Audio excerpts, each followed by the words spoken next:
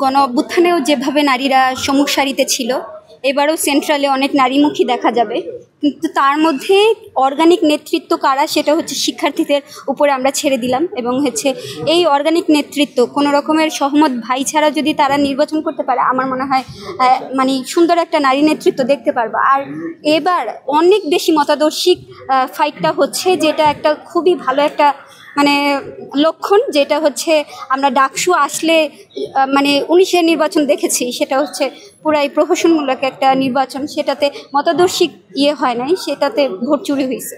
তো সেই নির্বাচনটা আমরা গণ অভ্যুত্থানের পরে 1 বছর পরে ডাকসু নির্বাচন পেয়েছি, এবং এই ডাকসু নির্বাচন আমরা মনে করি যে সুষ্ঠু হবে এবং হচ্ছে ফেয়ার হবে। এই নির্বাচনে নারীমুখ হিসেবে আমি দাঁড়াচ্ছি, এবং হচ্ছে আমি জুলাই গণ অভ্যুত্থান থেকে তার আগে থেকেও ফাইট করে আসছি ক্যাম্পাসে শিক্ষার্থীদের অধিকার রক্ষায়। এবং সমাজসেবা বাছাই করার কারণ হচ্ছে সংস্কৃতিতে অনেকে দাঁড়াচ্ছেন, তাও কমন রুম, ক্যাফেটেরিয়া, যেগুলো হচ্ছে তুলনামূলক অ্যাচিভেবল। আমি মানে একটা চ্যালেঞ্জিং পদেই দাঁড়াতে চাচ্ছি।